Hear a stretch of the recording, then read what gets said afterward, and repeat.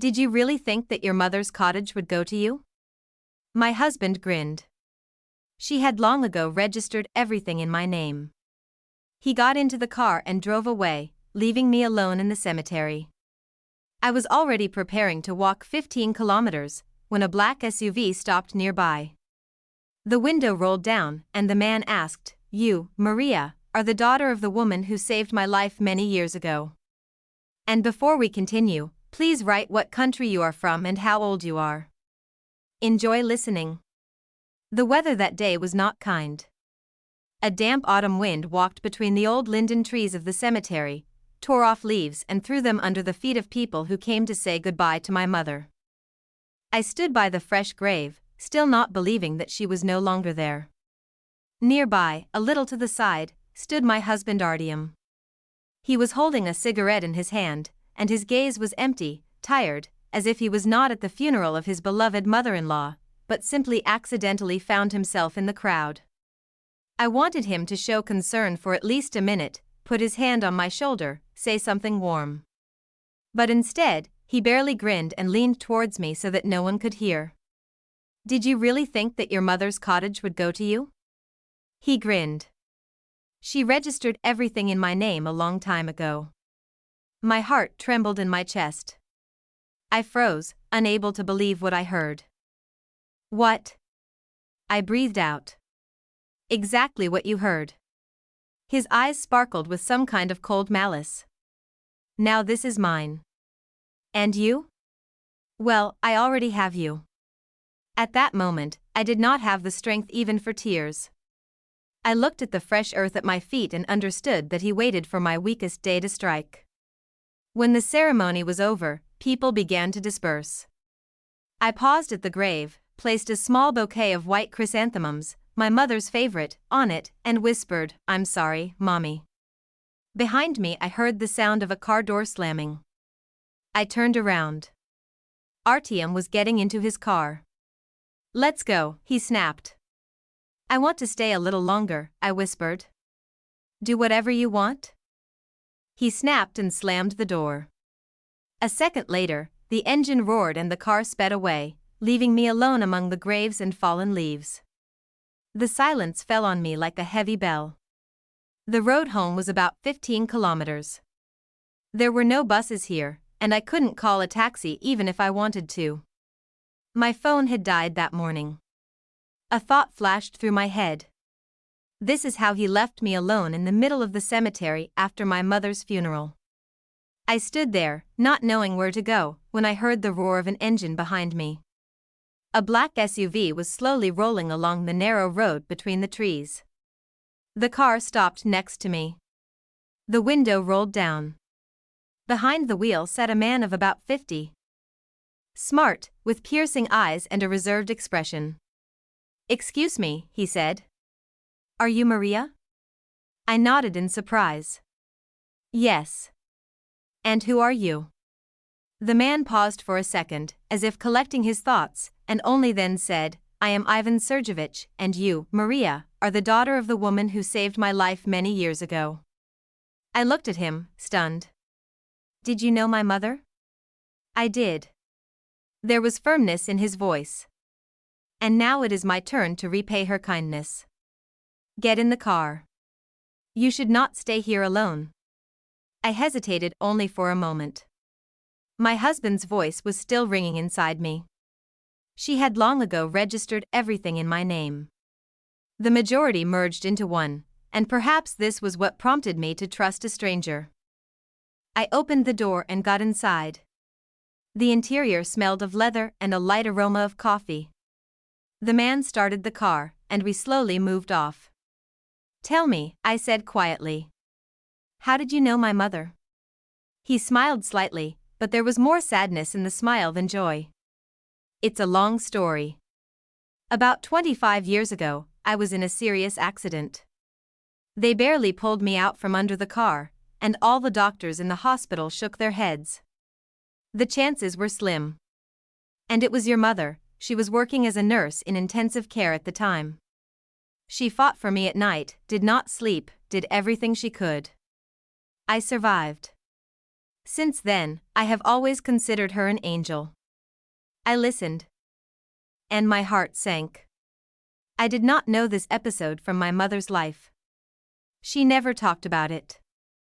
I looked for an opportunity to thank her, but she always refused, continued Ivan Sergeyevich.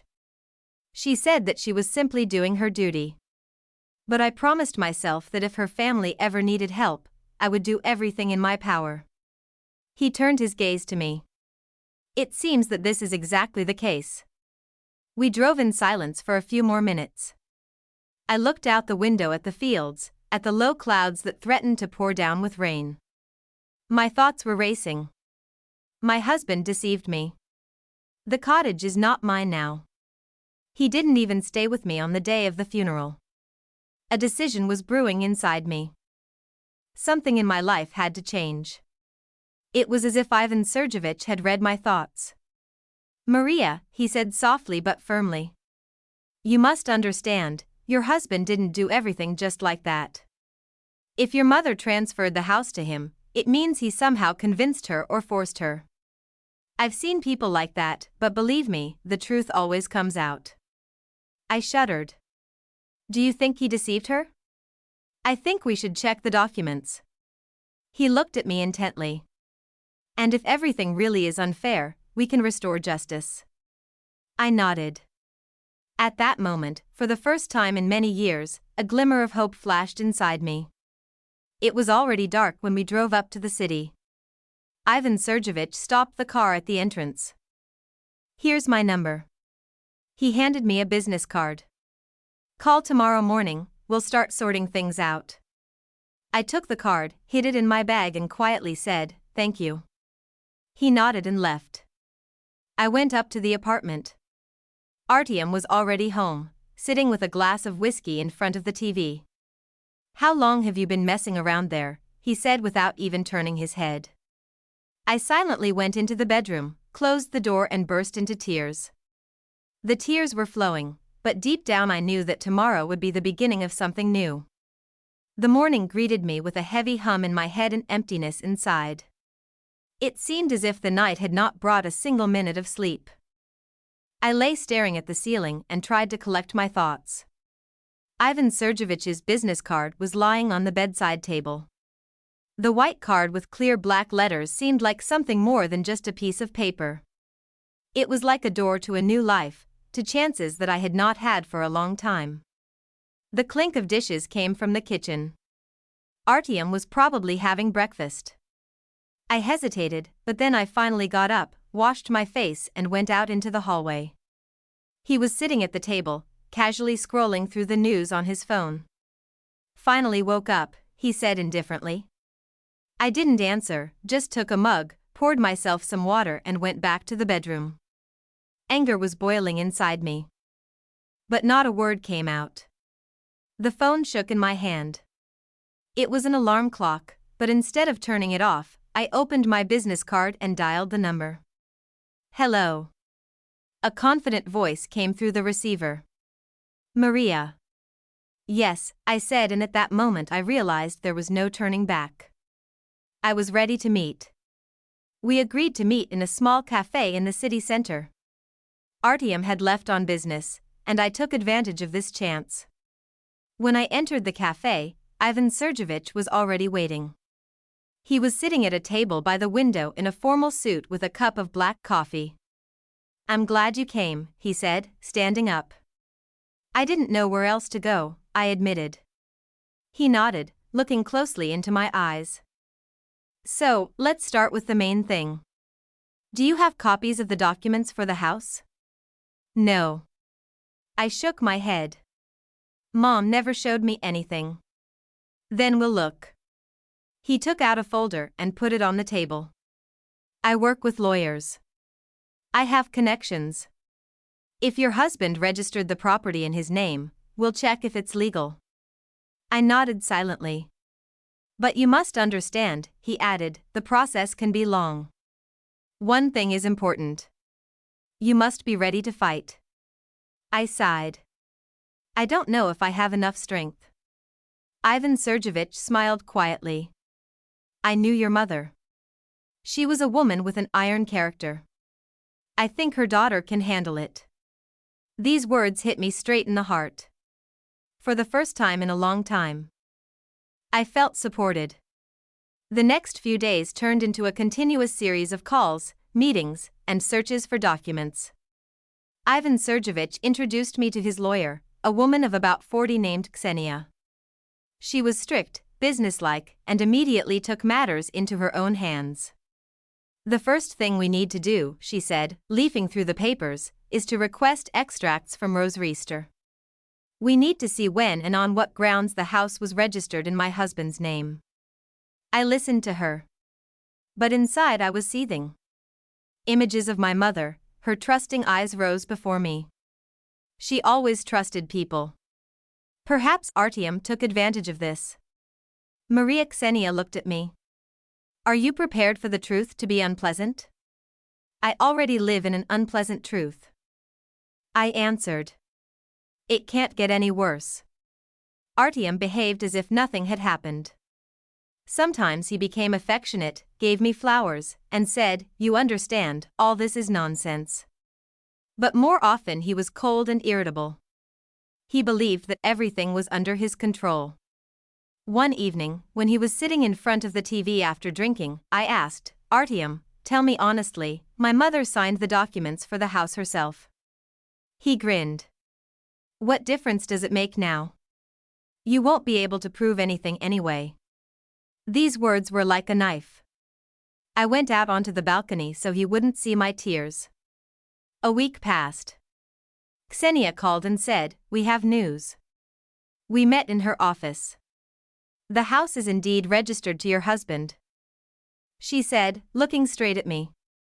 "But there's a nuance. Your mother's signature on the contract raises doubts." "What do you mean?"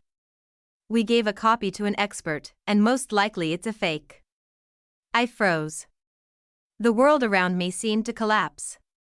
"So your mother didn't sign it?" "Most likely not," Ksenia answered firmly. "Your husband took advantage of her illness. He found a way to conduct the transaction through a fake notary. But this is a criminal offense." I sat there, unable to utter a word. Ivan Sergeyevich, who had been silent all this time, put his hand on my shoulder. "You see, Maria, the truth always comes out." I couldn't fall asleep for a long time that night. Artyom tossed and turned next to me, sometimes muttering something in his sleep. I looked at his face and understood. I lived next to a man who betrayed not only me, but also my mother. Somewhere deep inside, a feeling was born that had previously been alien to me. Not just resentment, not just pain. It was determination. I was no longer a victim. A few days later, Ksenia and I filed a complaint with the prosecutor's office. Artyom found out about it when he received a summons. "This is your doing," he yelled, throwing the envelope on the table. "Are you crazy? Do you think you can do anything?"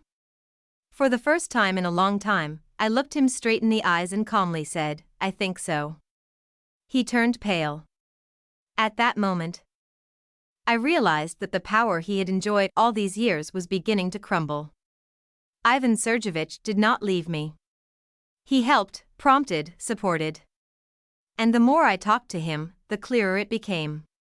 This man was truly grateful to my mother, and now he was doing everything for me. Not for profit, not for calculation, for duty and memory. In the evening after one of the sessions we left the court building. It was drizzling, the asphalt was shining. "You know," I said, "I keep thinking. Mom probably knew that you would show up one day." Ivan Sergeyevich looked at me seriously. "She knew one thing, that she raised a strong daughter. And I see that she was not mistaken." I smiled for the first time in many days. But the hardest part was ahead: arbitration, prosecutor's inspection, interrogations. All this was just beginning, and with it my new life was beginning. From the day Artyom received the summons, he changed. The self-confidence with which he usually managed our lives disappeared. He became nervous, quick-tempered, often locked himself in his office and feverishly searched for something on the internet. Do you understand that because of you I can be imprisoned? He shouted, clenching his fists. No, Artyom, I answered quietly but firmly. It's not because of me. It's because of what you did. For the first time in a long time, I saw fear in his eyes. He was used to everyone around him obeying him. Me, Mom, his drinking buddies. But now a force he couldn't influence had intervened. The law. The case moved slowly but inexorably. At the first hearing, the prosecutor read out the results of the examination. Mom's signature really was forged. I listened and felt my heart clench inside. Artyom tried to object. She herself asked to register the house in my name. She trusted me. But his words sounded false even to the courtroom itself. Ksenia, our lawyer, stood up and said confidently, Your Honor, we have evidence that at the time of signing the contract, the plaintiff's mother was in a serious state of health and could not appear before the notary. Moreover, the signature does not match the samples. Which was confirmed by the examination. I looked at her and was amazed. This woman was a real warrior. And at some point I realized that thanks to her and Ivan Sergeyevich, I was no longer alone. After the hearing, Artyom tried to talk to me alone. Masha, he began unexpectedly softly. Well, let's settle everything. You'll get the money, I'll keep the house. Why do you need these trials? I looked at him and understood that this was not remorse, it was the fear of losing the loot. You know, Artyom, I answered. Before, I was afraid of being left without a home, but now I'm afraid of being left without myself. He turned pale, pressed his lips together and left, slamming the door loudly. That evening, I felt that the point of no return had passed. While the trial was going on, Ivan Sergeyevich stayed nearby more and more often. Sometimes he would just come and drink tea with me in the kitchen in silence. Sometimes he would tell stories from the past, about how his mother had once pulled him out of trouble, how she had given him his life back when he was on the brink. I always knew I had to repay this debt, he would say. But to be honest, it seems to me that it wasn't even about the debt, but about the fact that your mother taught me to believe in people. These words warmed me more than any blankets. The trial lasted for several months.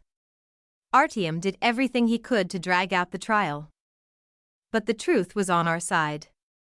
And then the day came when the judge read out the decision. The contract was declared invalid. The house was to be returned to the heiress, Maria Petrova. The case materials were to be sent to the prosecutor's office to initiate criminal proceedings on the fact of document forgery. I sat there, not believing my ears. The house, my mother's house, was returning to me. Artyom jumped up and yelled something unintelligible. But the bailiffs quickly took him out of the hall. I sat there, and tears rolled down my cheeks. These were not tears of pain, these were tears of liberation. Several weeks passed. I returned to my mother's house. It was old, in places it needed repair. But every wall, every photograph on the shelf breathed memories. That evening I sat on the porch with a cup of tea. A light breeze swayed the trees. The sun was setting. Ivan Sergeyevich sat down next to me. Well, mistress, he said with a smile. Did you manage? We managed, I corrected. We were silent for a long time. It seemed to me that my mother was somewhere nearby, that she saw all this and smiled. I remembered Artyom. Now he was awaiting trial as an accused. His life was collapsing like a house of cards. And for the first time in many years, I felt neither fear nor pity, only emptiness and lightness. I looked at Ivan Sergeyevich and said, You know, I was always afraid that I would be left alone. But it turned out that I had never been alone. He nodded quietly, because strong women always have someone next to them. And at that moment I realized that my new life was just beginning.